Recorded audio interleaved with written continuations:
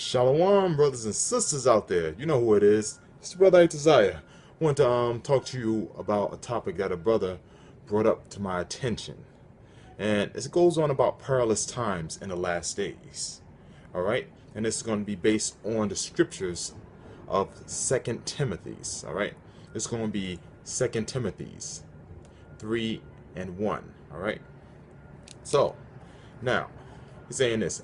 Know also that in the last days, first of all, we have to understand this, so we don't just get sidetracked.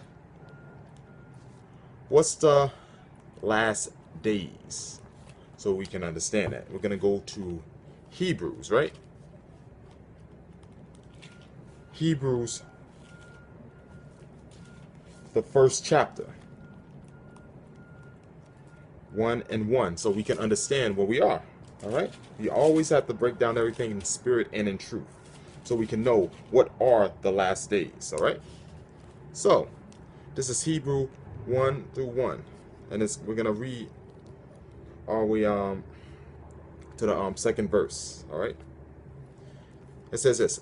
God, who at sundry times, sundry meaning past times, and diverse manners, meaning different type of manners, spake in times past unto the fathers by the prophets. So the prophets, which were of Israel, was the ones that the Most High spoke to, hath in these last days spoken unto us by his Son, whom he had appointed here of all things, by whom also he made the world. So okay, so we already know what the last days is. We're living in the last days. All right. So we're gonna go back to Second Timothy's now. Second Timothy's 3 and 1. All right. So it says this. Know also that in the last days perilous times shall come. Perilous meaning very like destructive times, hectic times, like very abusive times. All right, so we're like living in a time of like you just don't know what destruction is going to happen, what new war that's going to happen, what new disease that's going to happen. It's a time that is just very harsh. It's more harsher than just the average time. It's known as perilous times. That's the time that we're in right now. All right. Now, it says, for men shall be lovers of their own selves. All right. So now that lovers of their own selves, let's see, what does that go into? All right. That right there, it shows like pride. All right.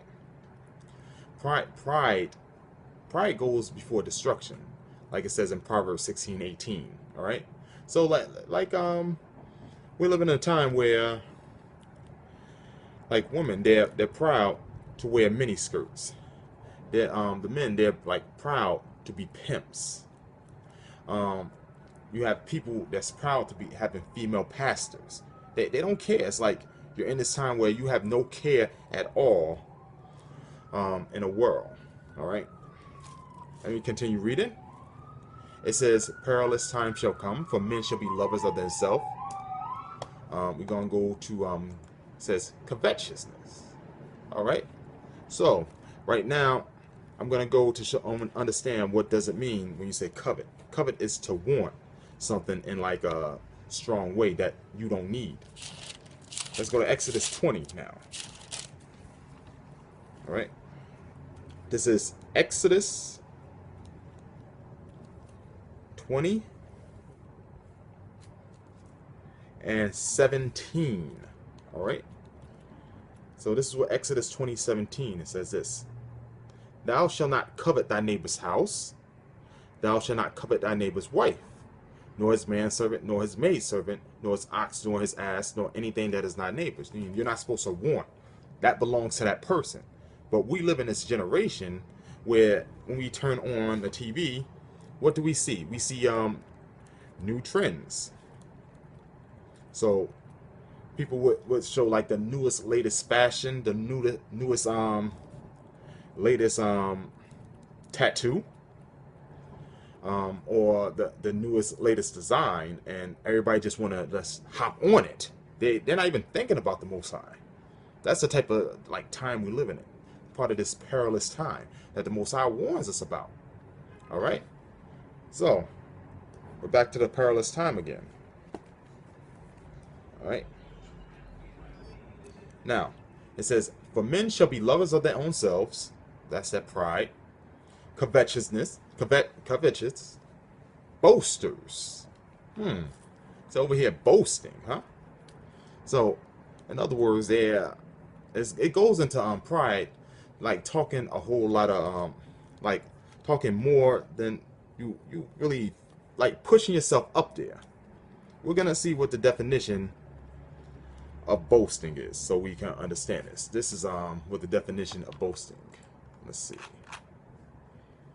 So, because we always have to break everything down in spirit and in truth, all right? Let's see. Now, to boast. Now, this right here is let's see.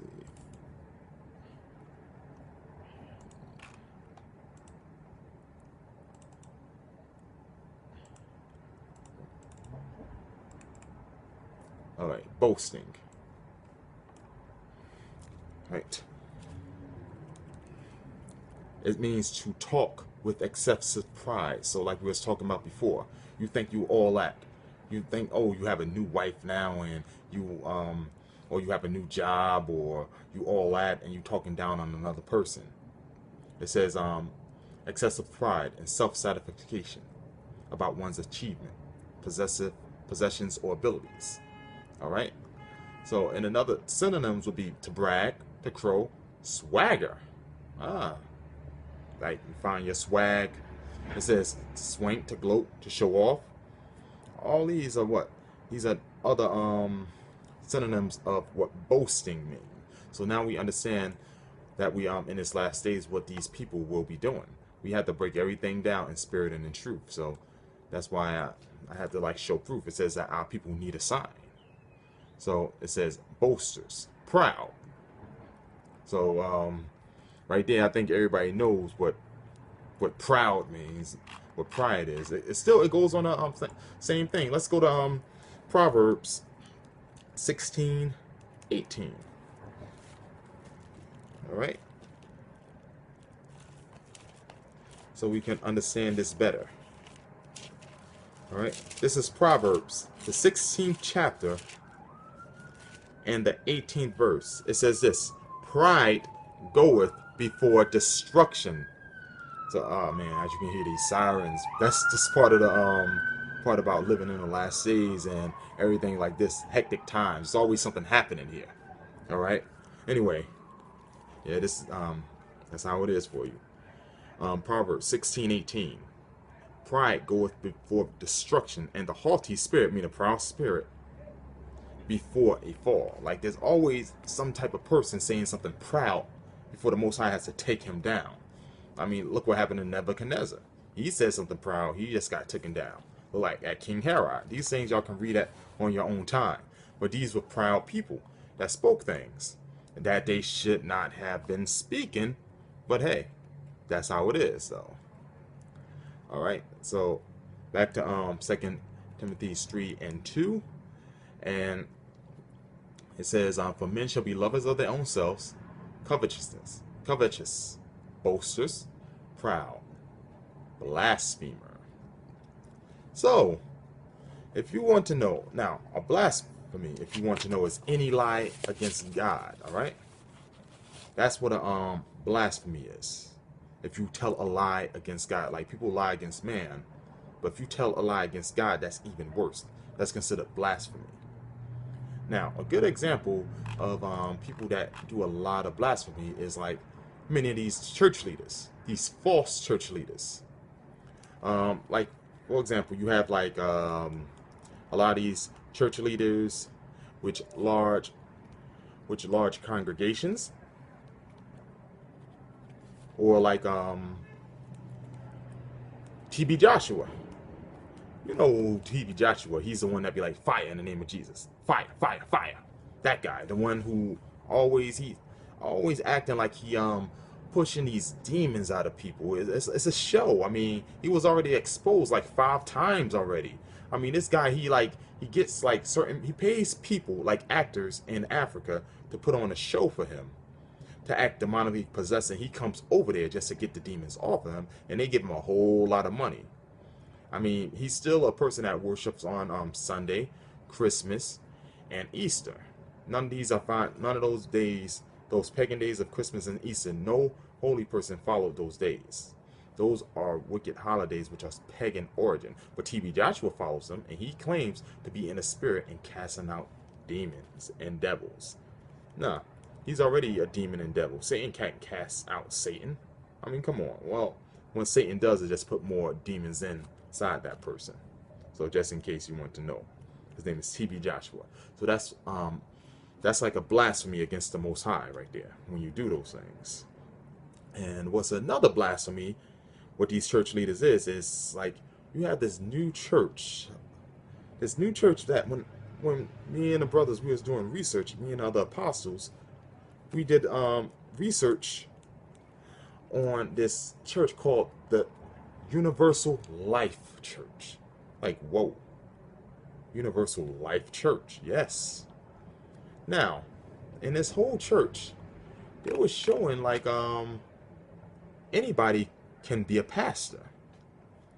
Like, for example, they showed a picture that Lady Gaga was now an ordained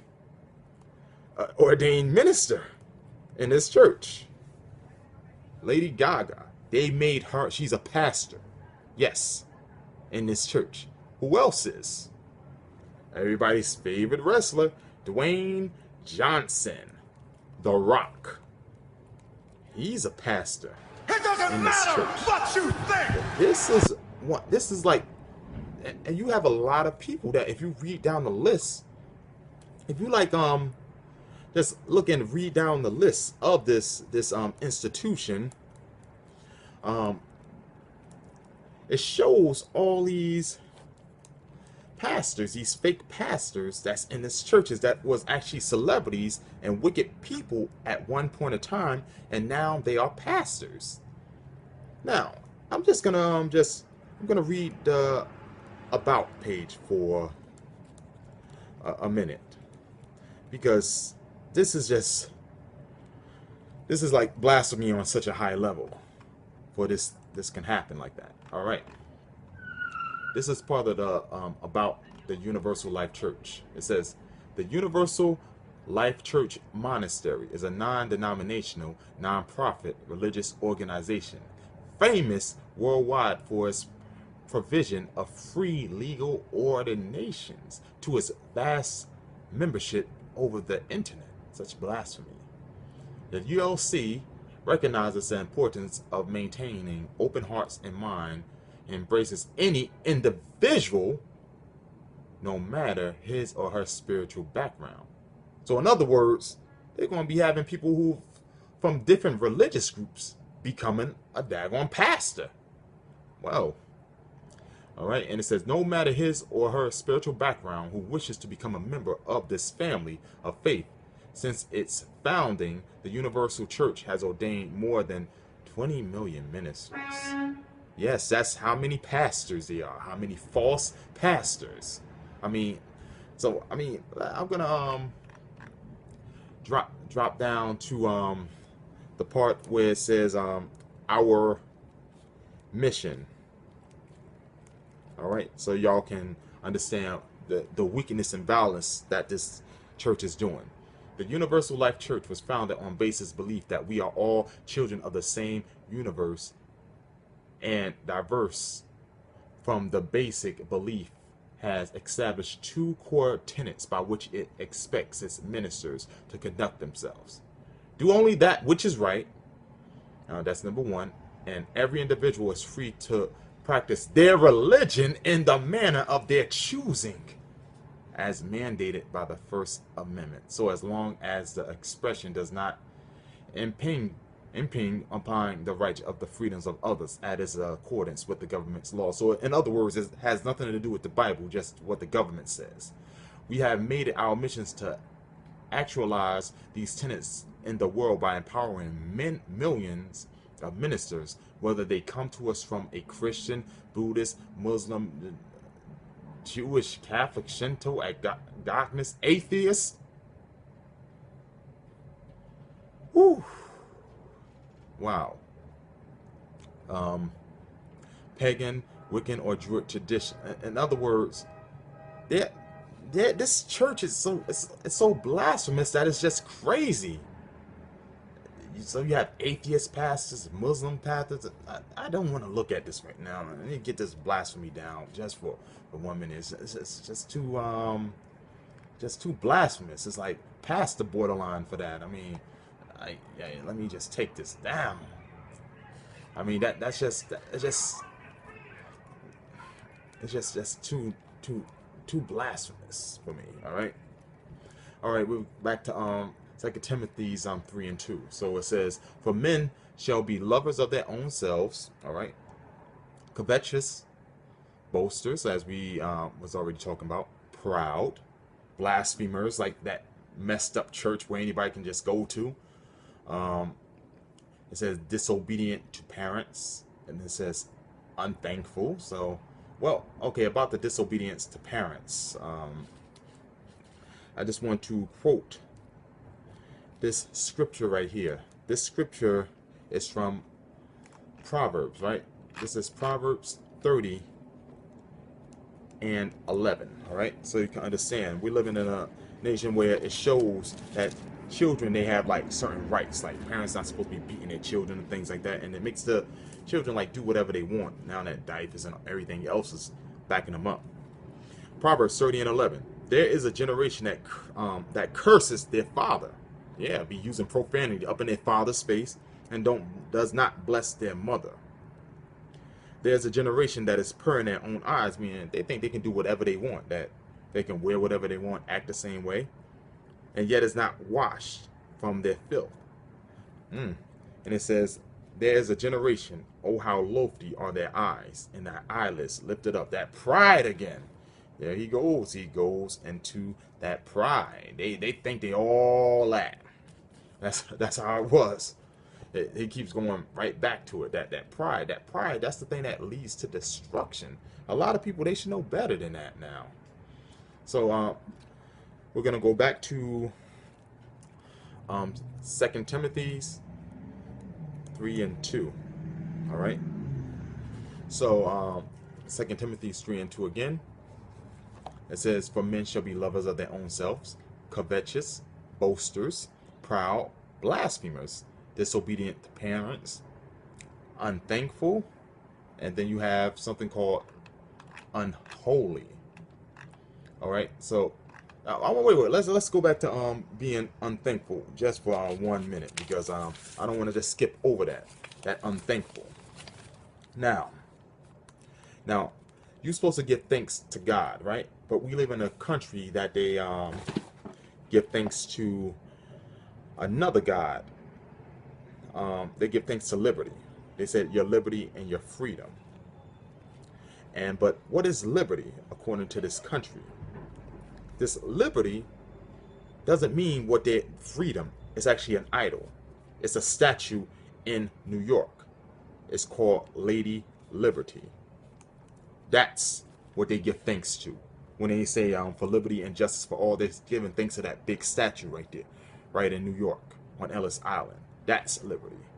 So I want to talk about that when it says unthankful and unholy. There's so many ways we can go through that unholy thing, but we're a little pressed for time because I want to just get on this topic to explain it to this brother.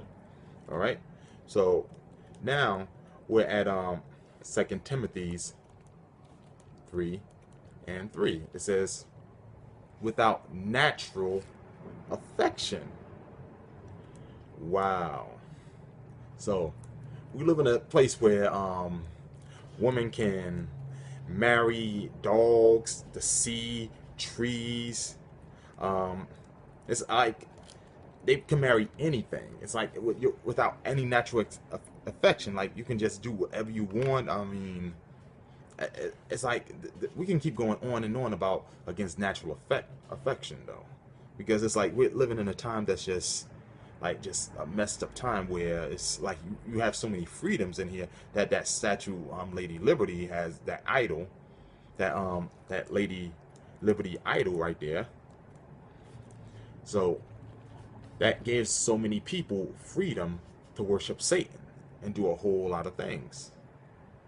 Let me just go back to 2 Timothy 3:3. It says,